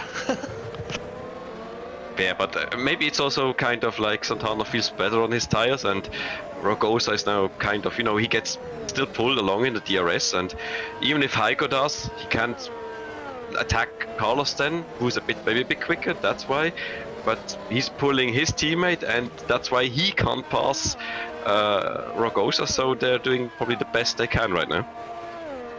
Platt's still over a second faster, by the way. Yeah, no, I agree. Those Gallery 82s have been very, very impressive this race. Very impressive, and made up quite a few positions, you know, compared to where they started. Let's have a quick look at their qualifying results, actually. So we had, Santana was P6, but the interesting one there was where was Rogosa? He was in P14. He's now in PA, right behind his teammate. So Rogosa's had a great race. Yeah, look at that, over a second faster for Platt. The last couple of laps he's been doing that. So McGorgy's, well, I mean, he's going to have to go soft, isn't he, from here now? If he does mediums, he's going to be. Oh, it's tricky. McGorgy's kind of stuck here. He's forced into that 3-stop strategy now, and Platt's pushing him along. But will Platt have taken out too much of his tyres? That's the thing. Because if McGorgy pits right now, he's only going to come out 7 seconds behind. There's 15 laps left. He could catch that. Here's Silver Yoffair defending away. This is for what position are we looking at here? This is for 11th and 12th. Orashovin's had a great race, by the way. His car, Santana, he's caught to the back of Michael Francesconi on the soft tyres, trying to go around the outside. He's on the hards. He's got his teammate Ragosa right there, and of course Hygo Poom waiting in the wings as they come towards the hairpin. And are we going to get a bit of a send going on here? Not this time. But it's all about down the back straight, isn't it, David? I'm being like, easy guys, easy. Yeah, let's see. On the inside. Yeah, can he indeed? On the inside goes Santana. He's edging his way by. He's, drafting his teammate along. Oh, okay. And just to ruin our fun, easy way in out. The pits goes, Michael Francesconi. Here comes Poom. And in fact, he compromised their entries that final chicane, but Poom deciding not to go through this time. Sun deep in the pits too, I see. This might be a good indication of what tyre McGorgy's going to end up on, actually. This is weird. We haven't talked about Sandeep for so long, like expecting, going long and then going for the podium. And if you haven't seen him again after this, have I forgotten that he was in an incident? He must be going softs. He's done 18 laps on the mediums, 25 on the hard. Sorry. So he must be going softs to the end from here. There's only 14 laps of this race left. What happened to Joseph Herlock here? Nothing too exciting. Oh, sorry, there was an overtake going on. I was looking at race view at the same time. I do apologise. Guys, I missed that one. But Ragosa and Santana then resuming their kind of, not battle, but one of them will overtake the other if they make a mistake sort of thing going on. Here's McGorgy. And he's losing over a second a lap still. I'd be in the box right now, I think. If I was him, he's going to be 8 seconds back. It'll soon be too difficult to make up. As a Super League merchant, even myself asking how long he's waiting, or if he's trying to some kind of very weird McGorgy masterclass of not trying to pit again. I'm a bit waiting to see what happens. I don't see that. Those mediums have got to do another 13 laps. That means they would have had to have done 28 laps. That's possible. true. It's surely not possible. I mean, once he pits, that will probably be like, what? He needs to catch 10 seconds? If he pits right now, about 8, 9. Ooh. Okay. Unlucky. Yeah. And McGorgy's there he goes. Yeah. Oh, that's cost him some time as well, That cost him some time. He could have done without that, Owen. Would have been better to let him go through on the inside. So, now, what's the gap going to be? What tyres is he going on? It's surely going on softs. Surely from here. 13 laps left of the race. Surely going softs to the end. He could go mediums and push hard. No, he's going softs. So the red-walled soft C5 tyre goes on to Owen McGorgy's car. He is a long way back, isn't he? And in fact, so Herlock's done him as well. He's just got through. He's just got through. That was that was important, actually. That might be the difference. But 8 seconds in 12 laps, he's got to go 8/10 a lap faster on those soft tyres. Well, I think that was critical for his race. I still think McGorgy could catch that. But here we go. So, this is what I mean about the pit lane exit. You can just fly around the outside. That was really critical for McGorgy's race. Really, really important. So, perfect lap to pit. Nearly ruined it all with a back marker, but got away with it. So through goes McGorgy, and he is flying. His middle sector is a purple sector, so McGorgy's going to smash the lap record next lap. Will he be able to catch Dylan? That's the big question, David. Yeah, I'm already looking at the gap, like a perfect, or like everything was like perfect. Even the re-entry in a perfect apex. I'm like kind of a bit envious there. But he said it exactly. We'll have 12 laps left, and maybe I have the Gal 82s swapping positions again. And Ragosa back ahead. Fourth now. Wow. Yeah, and that's to the end of the race he's going to go. So that's genuine fourth place for Ragosa from 14th. 14th on the grid. But look at that. I mean, even when swapping in the right positions, they've kind of taken advantage of that. That's like it's not in the 500, but perfectly like they just keep drafting each other and they get away and Heiko is now more or less bit of the cork in the bottle for Christian Francesconi here, so we will have to get through him first, but it looks like it could be soon. Boom, very sideways on the exit. Francesconi's boxed again for new soft, so he could actually catch and overtake these Gallery 82s, you know. So it could all not be lost for Christian Francesconi. He could still finish P4. Magorgi, yeah, purple first two sectors. He's so far taken a second out of Platt. This will not be long before he's on the back of Platt, I can tell you that much. There's going to be about 5 laps left when he's caught Dylan Platt. But the question is, at a 14.9, he was 1.5 seconds faster than Platt that lap. It's going to be in about 4 laps time that he'll be on the back of Platt, which will leave him 6 laps in the race. But he is on the softs, and Platt is on the mediums, although Platt's mediums have to do another 10 laps. That's a long time on mediums.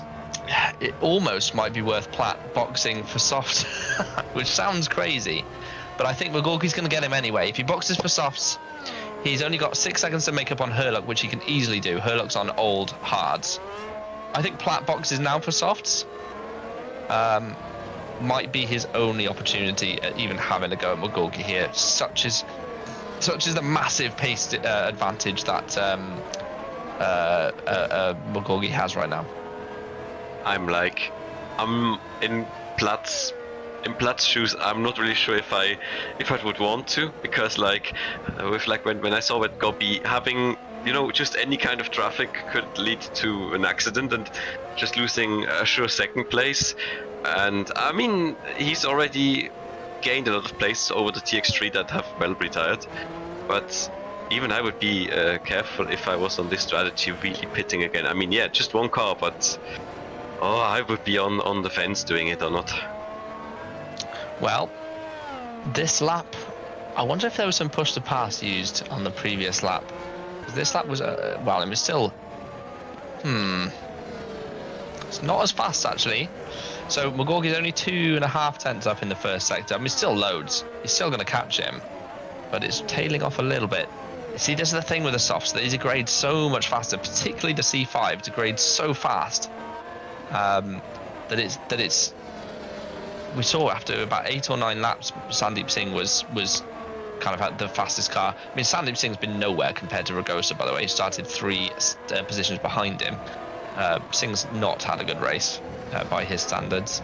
Look at that, Ragosa up 10 places from 14th on the grid, 4 places for Singh, and of course 2 of those were the TX3 chaps taking themselves out of the race. So not Singh's best race considering where his teammate will be by the end. But it's certainly an interesting strategy Magorgi's thrown at us here. It's certainly providing us an entertaining end to the race. It is, but you know, I should have kind of expected it when it is well Owen, that he can make it work.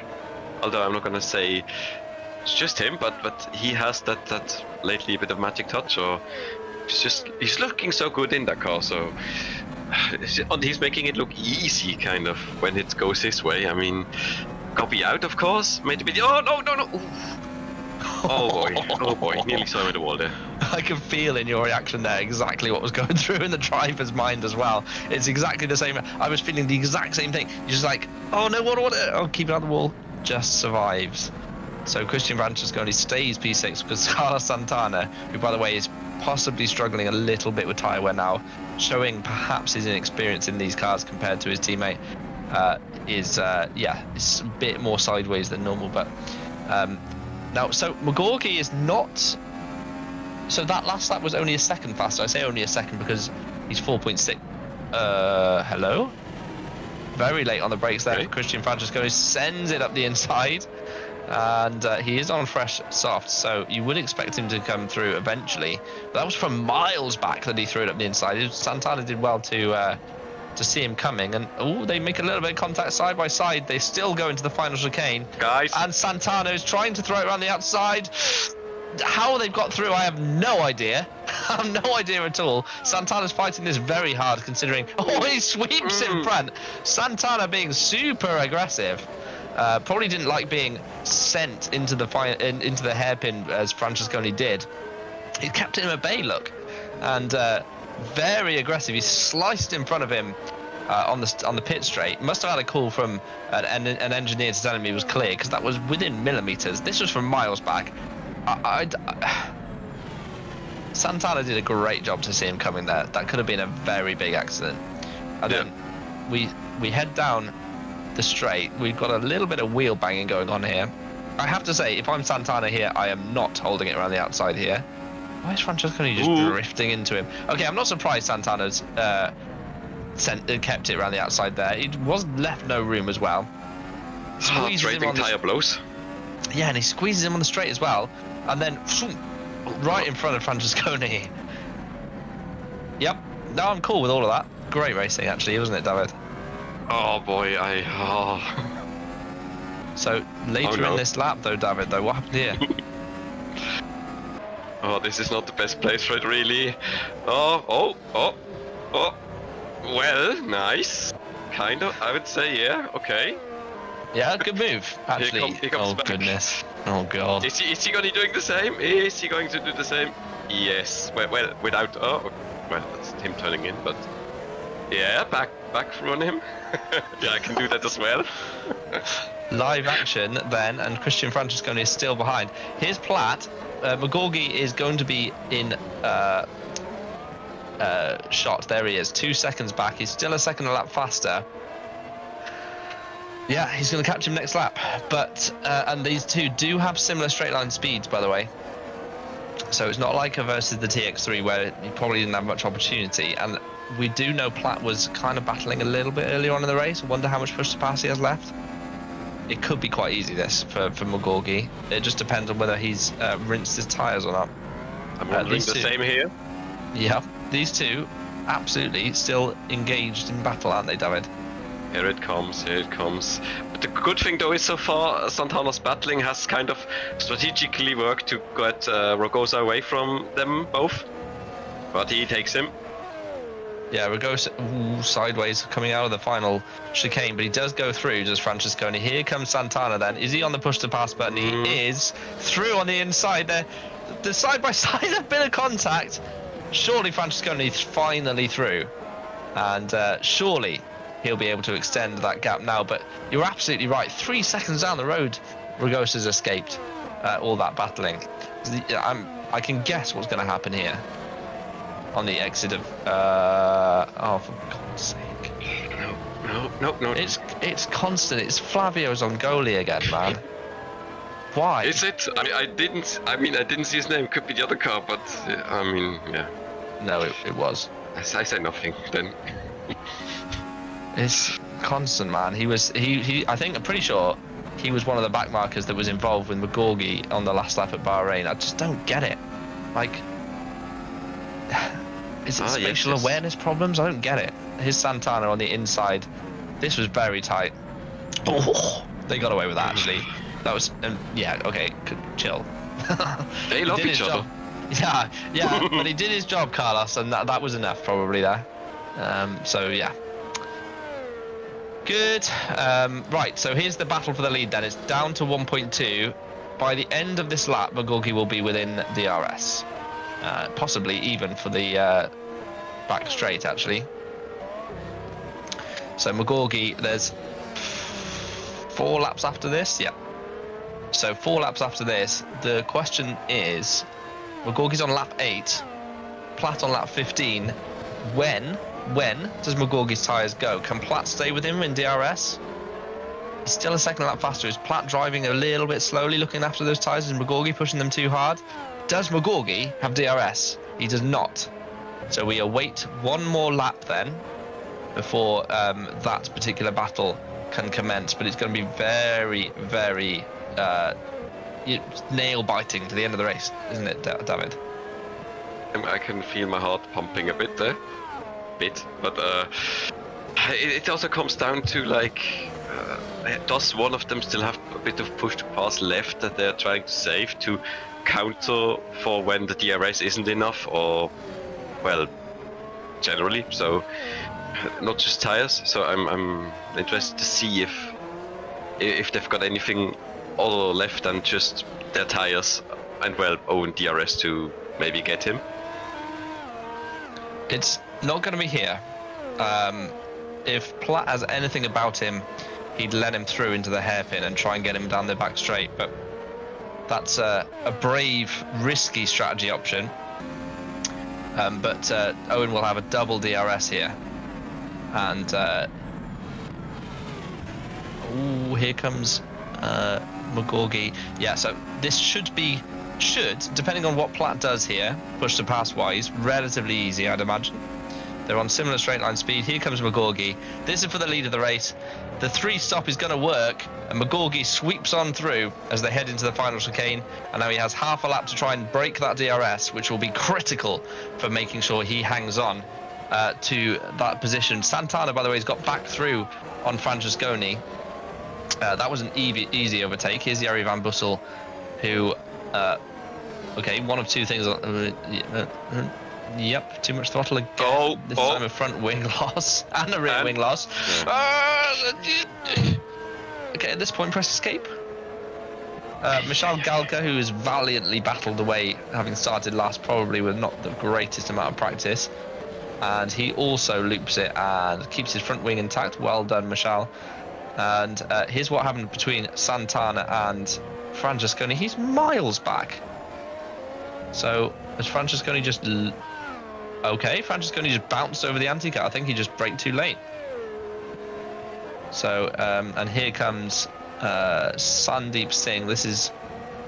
so he's behind. Okay, so this is more battling in front. Okie dokie, guys. Okie dokie. And Sandeep Singh's going to squeeze through. Yeah, he's got through past Francesconi on the DRS, on the push to pass button, but... oh, no. Really? Oh, God. Oh, re-entry. Yeah, but he's... Oh, fine. Nice. If I'm Sandeep, I'm not letting Francesconi back through there. Oh. Okay. Oof. Yeah, Francesconi needs to calm down a little bit, I think. I feel like him and Santana have battled a little too hard. Okay, so Platt's still there, you know. So we were watching that battling going on, but Platt is well within DRS. Actually, this could still be a nail-biter as Sandeep Singh makes his way through and he goes by Francesconi, whose soft tyres have seen better days. Have McGorgy's, though. Are McGorgy's soft tyres still intact? Oh, here comes Platt into the final... Oh, sorry, this is Poom. Don't scare me like that. Different TR geeks. Here comes Poom. Sorry. And he's behind Michael Francesconi, and he's going to send it down the inside. Yeah, just enough room left. Yeah, it's fair enough. Fair enough. No dramas going on there. It's 5/10 of the lead, though. And Platt is right there with McGorgy. Has McGorgy got the push to pass, or has Dylan Platt? That is my question. He's holding on, but I don't see it. Could be, but DRS having it is one thing. Getting past is the other. There's back markers, though. There's too far away, I say. There's back markers, though, and we know McGorgy didn't have the best of luck with Bahrain with back markers. By that I mean they were awful, like honestly, tragic. Yes, I remember. I admit, I did see that race. Yeah. I was pretty grumpy with that, actually. It was pretty shocking driving. Platt is throwing everything at this. We're on the final lap of the race, by the way, guys, and frankly, I still think McGorgy has enough, but Platt is within DRS, you know. It depends how much push to pass he has. Does he have 10 seconds or so that he can blast his way all the way down? Oh, Dylan, get it stopped. That's going to cost him. It's going to cost him. He's lost about 3/10, maybe 2. That's going to cost him, I think. And especially if McGorgy's close enough to get DRS off the car in front. I don't think he is. So this is Platt's last opportunity. Has he got any push to pass left? McGorgy surely has saved some. Yeah, he's gone. McGorgy's absolutely dumped his push to pass. He must have saved 10 seconds himself. They're going to come up on this back marker, but it's not going to be close enough. It's going to be too late for Platt. It's McGorgy through the final chicane. His 3-stop strategy has worked. He resumes his winning ways. It was a great effort by Platt, but McGorgy wins for Road to Formula at the Canadian Grand Prix. And behind him is teammate P6, right on the back of Carlos Santana. That's the Gallery 86 cars. We haven't mentioned Joseph Herlock at all this race. He's P3. Here comes Singh. Round the outside of Santana. Santana's not got any push to pass. Singh goes through for P5. Through the final chicane. It's been a great last lap for Road to Formula. Santana has no answer. Singh takes that position. Here's Francesconi. This is Michael Francesconi. So he's got Stavros Moussaidis behind him. And Francesconi's going to take that P8 for TG. Hygo Pum taking P10, rounding out that top 10. We missed out Christian Francesconi was P7. But Herlock P3, we didn't mention him for the entire race, but a very quiet race to P3. What a race that ended up being, David. I feel a bit mentally drained, like when I was like looking at the brake pedals for several situations. But yeah, I feel a bit drained off this. But yeah, Owen really nice with the 3-stopper. So I mean, I came back, overcome like previous connection issues, and now back to the winning race. But I gotta admit, on the same as we said, like didn't talk about Herlock at all in third, and he just, you know, did his race, and people fell by the wayside. He wasn't quite there with the top guys, but he's just, you know, put his performance down, and deserved podium for him in the end. It was absolutely a great podium for Joseph Herlock. A great battle at the front of the field between Platt and McGorgy. That 3-stop wasn't that much quicker, was it? In the end, no. Considering where they sort of started the race and where Platt was. It was all about Platt's last stint. I feel like he had a better chance just pitting a couple of laps later on those hards and having it to be able to attack a bit more with those mediums at the end of the race. That would have been better, but hindsight's wonderful. In the end, McGorgy had enough. So McGorgy wins from Platt, Herlock P3. Ragosa moving up 10 places to P4. What a result for him. Sandeep Singh P5 in the end from P11 on the grid. Carlos Santana, Pugalleri in P6. And then the Francesconi relatives, P7 and P8 for TG. 9th is Moussaidis, and 10th, Hygo Pum. Silver Yoffair for TTF 11th, and Tom Parker 12th for Red Arrow. Dominique Horoshavin and Scott Sovic score points for Team Balash, and Flavio Zongoli gets a point. Outside of the points, Lorenzo Capellini, Michel Galka, Tom van der Voort, and Gies Sonneveld, the other finishers today. DNFs for Riboli, Yeri Van Bussel eventually, Fabrizio Gobbi, of course, and Giuseppe Ragusa, who we all thought would be fighting for the win, and Remco Dezeo very early on, unluckily smashed into the wall. David, next up we've got British Grand Prix. We are halfway through the season. These tracks, I feel like we're done with street tracks, honestly, but we've still got Singapore left. and isn't it? Are we trying to have the updated layout without the last kink under the stadium section? I wonder. Is it more of a high-speed street track instead of like Las Vegas, Ian, instead of just the older, slower layout? A good question. One for Chris Williamson. I will ask him for the next round so I can give you all that info. But next up, we do have the British Grand Prix on the 11th of July. And that will be fun. I do like Silverstone. Always a nice venue. I wish it's like, the good version of it. Yeah, I know. I feel you. In 2 days' time, we have Super League, which is the final of our races at Canada, and that should be a good one too. If it's anything like today, there's still. By the way, we didn't say it, but there was no rain today. Supposed to be thunderstorms all week. Nothing in the race. Let's see what happens on Thursday. It is again supposed to rain, but I mean, who knows at this point, really? Who knows? I'll do a rain dance. It will come. Right. Interview time, David. The way we do interviews, we take it in turn. So I'll ask a question, you ask a question. I'm going to bring in. Well, let's bring in McGorgy. Owen. Yeah. Return to winning ways. Congratulations. different strategy today. Obviously, a very short pit lane. You figured it could work, but it nearly didn't. It was pretty close at the end. I didn't do any practice. That's why. I didn't know what tyres I was going to go on to. Sandeep told me to go on to, he was doing a 2-stop with 2 hard stints if he was starting on softs. And then I think I said on lap 2, I'm going to do a 3-stop. I don't care. Goppy's going to easily beat me, and his top speed was insane. But then I got lucky for once, which was good, but really unlucky for him. He had the pace to win that by about 30 seconds probably.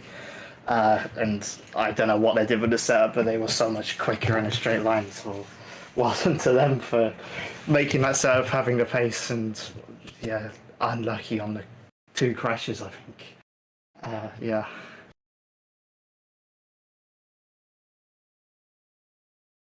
David, do you have a question for Owen? Let's say we were speculating if the rain would come or if some people practiced with rain. So would you have been fine for rain, or did you expect that it would come, and would you have been kind of prepared for it? I mean, as you said, the 3-stopper was not set from the beginning. So would you have been fine with if conditions would have changed? I was more prepared for the rain. I saw on the forecast for the past week that it was surely going to rain, and even this morning I thought it should rain hopefully, and then slowly the forecast got worse and worse and drier. So that didn't really make me happy. I think my PB before this race on dry was a mid 12.9. And I don't think I even beat that, or did I beat that in quali? I don't know, but I just wasn't prepared enough for the dry, and I was definitely prepared for the rain. I think if it rained, it would have been swapped between me and the TX3s. I would have been the one winning by 30 seconds. I love this. You say you do no practice, and then you reel off a load of stats about what practice you've done. Yeah, I mean, no dry practice. I did a 12.9 in practice. Shut up. Compared to my other practice sessions before other races, I did quite a few less laps. Right. So rather than 1,000 laps, you did 200. Rather than 500 laps, I did about 50. Okay, that's still a decent. Okay, fair enough. Well, congratulations today, Owen. Very impressive, considering where you qualified, and obviously you had a bit of a wet setup on. Clearly, you had a bit more downforce than the TX3 guys. So congratulations today, showing that you are clearly head and shoulders above everyone else this season in Superlights. Thank you. No worries. Right, let's have a quick word with Dylan. So, Monsieur Platt. Hello, Dylan. Hello. How are you? Oh, knackered, mate. Knackered. 2 questions in one question, if you like. My first and sort of second question, I'll ask them both. Obviously, Spain, you won on the road. How do you feel about that? But also, today was equally as close. But do you think you had any answer for Owen?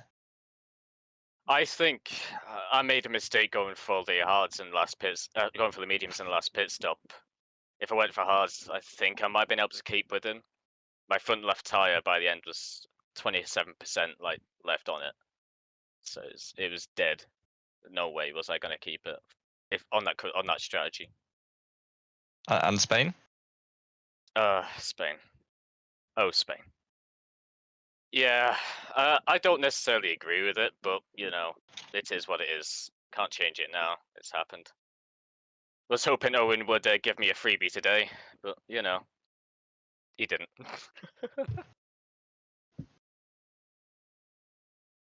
Fair enough. David, do you have a question for Dylan? Difficult to say, but I'm already impressed that you did such a great work on the hard there, Dylan. So I did say you were gonna bring it to Owen if you could get performance out of the hard. So I'm already just praising your work on them. So I guess you you did you then do extensive more work on the hard compound to make it work for this track, and have that middle stint to gain the advantage, and then you could see at the end if you went to the mediums and you said you probably preferred hards, but did you then do some extensive work on it, look into it to make the hards viable compound? Yeah, I mean, in the limited practice that we actually managed to get in, between both me and Hygo, most of our runs were on the hards. It's probably why it's what we do most times. It's probably why we tend to struggle in that first stint compared to, say, Owen. So. Yeah, that's lovely. Great. I mean, I'm loving it that people make the hards work really well, and we have this amazing strategy battle. But yeah, thank you. Yeah, Robin's done a good job on it. Yeah, I was saying in the broadcast, actually, Dylan, he really has. Like, anyone could be on any tyre, and it doesn't really make any difference. It's still close at the end of the race. It's fantastic. Yeah. So well done, mate. Cheers. That was Dylan Platt, everyone. And frankly, we have no one else waiting for an interview. So final thoughts, David. Thank you for joining me today. Appreciate your co-commentating today. It's been fun. Yeah, thanks. No problem. I was looking for the I guess Joseph isn't around or not feeling it maybe, but one of my thoughts was just like I was thinking like if I had to take a driver of the day, I'd probably we had Joseph with his shadow drive to third, but we had Santana with a great debut drive here, but I'm gonna go with Rogosa since he gained those 10 places, and Santana they did a good teamwork, and I'm gonna say I would pick him for my drive of the day, and let's see how this goes on from next races. So I couldn't continue like this again with more battle to the line, and of course with a TX3 also in it, because I'm kind of dreading that we didn't get to see what if Gobi would have been able to just hammer this home to the end of the race, but either could have been that made it boring, or it could have been more I don't know, but yeah, it's a bit of a shame we didn't see it play out, but yeah, it was a good race. It was, and I completely agree. Ragosa, absolutely my driver of the day too. 14th to 4th, some great overtakes in there as well. Drove a nice clean race and really helped with his teammates. So yeah, it was a good race. It's a shame we didn't have the TX3 guys stick around for too long, but still an entertaining one nonetheless. So thank you once again for joining me, David. I've been Toby Davis. We've had Szymon Frelik on cams, once again doing a fantastic job. It doesn't go unnoticed. So thank you guys for sticking around. Hopefully we have a nice clean race in 2 weeks at Silverstone. Don't have too many backmarkers getting involved. And we'll see you in 2 weeks. Until then. Cheers, guys.